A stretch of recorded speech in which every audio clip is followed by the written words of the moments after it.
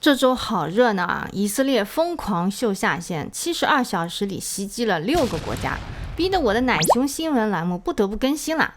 9月7日的时候，我发过一个视频，说以色列很有可能作大死，成为93阅兵以后第一个检验中国军工装备的倒霉孩子。本来这只是我脑洞大开的吼嗨，没想到话音刚一落，9月9号，卡塔尔就遭到了以色列的袭击。内塔尼亚胡口出狂言啊 Now the various countries of the world condemn Israel. They should be ashamed of themselves. They should applaud Israel.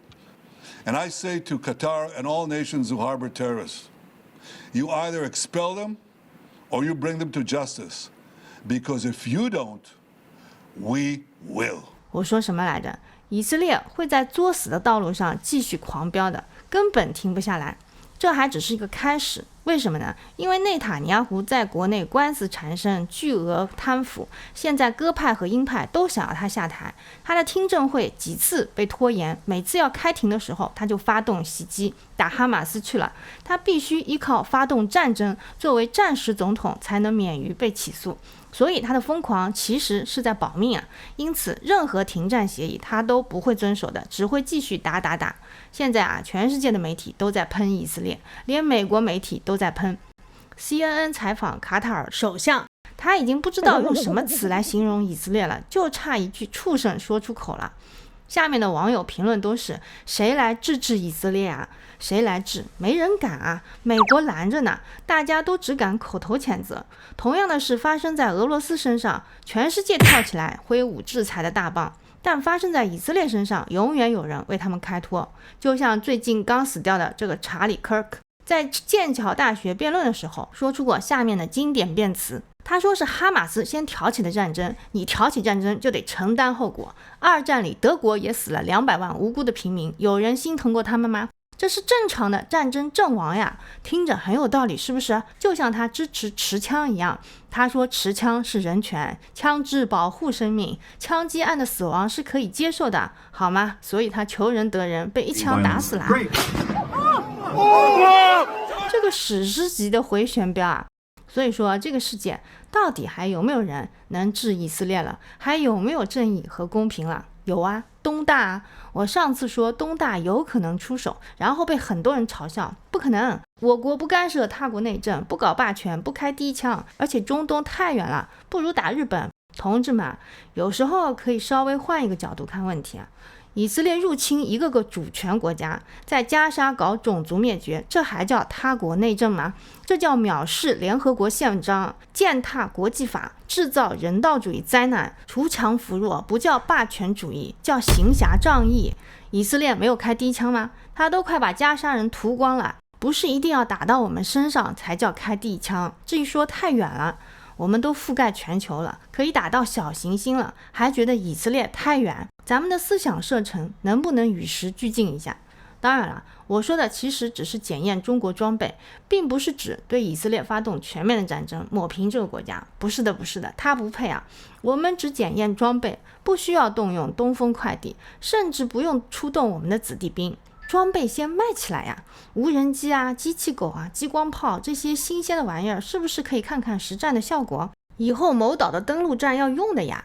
有人又说不可能，美国会阻止我们卖装备的。哎，是的，卡塔尔今年5月刚刚花了420亿美元买了美国的萨德系统，结果呢，以色列的 F-35如入无人之境啊！萨德系统一看全是友军，无法锁定啊！是不是美国控制了防空系统的后门呢？再看内塔尼亚胡那个嚣张的态度，所有买了美国装备的阿拉伯国家心里都在犯嘀咕了吧？我们会不会也像卡塔尔一样被炸呢？他们还能把鸡蛋放在一个篮子里吗？以后以色列真的发动第6次中东战争，美国的战斗机还飞得起来吗？所以中国起码防空系统是不是可以先卖一波啊？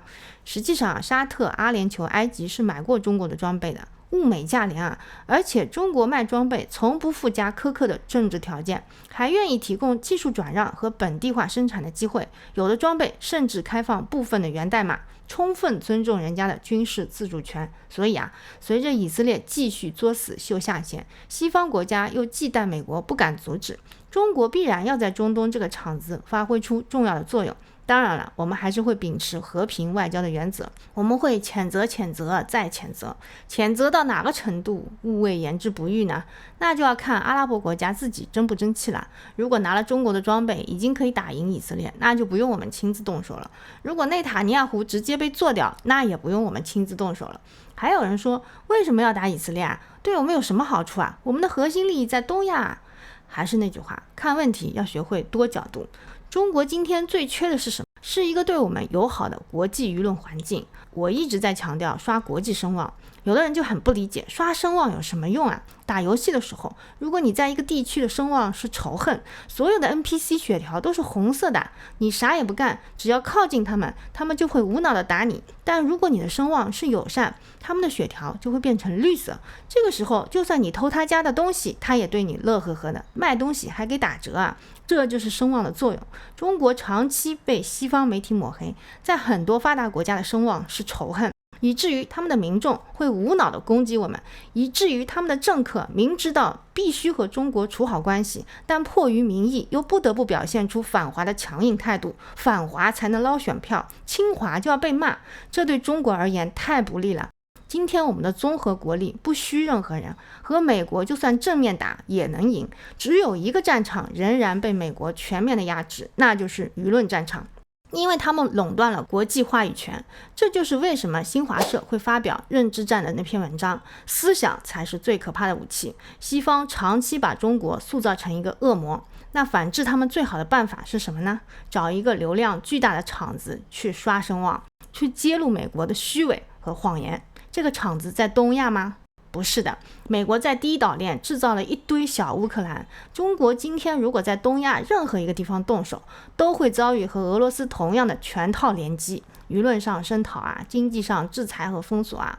美国的航空母舰未必敢开过来，但是舆论战是一定铺天盖地的，这是他惯用的伎俩啊。全世界现在唯有一个地方他这套连招使不出来，那就是现在的中东。只有现在的以色列，我们打他不但不会遭受制裁，反而会涨粉，因为大家都已经受够了，却没人敢站出来。如果这个时候中国站出来，那就是众望所归，这是国际认知战的重要突破口。我们打以色列真的是为了巴勒斯坦吗？醉翁之意不在酒啊。一方面让尽可能多的外国人民认识到中国是一个锄强扶弱的侠之大者，对我们仇恨转友善；另一方面杀鸡儆猴啊，我们最大的仇人和最关注的不肖子确实在隔壁。他们之所以那么嚣张，是因为他们总觉得美国爸爸会来救他们，美国爸爸会赢。那我们就扇他爸爸的爸爸2个耳光给他们看看呀，看他们还敢不敢跳。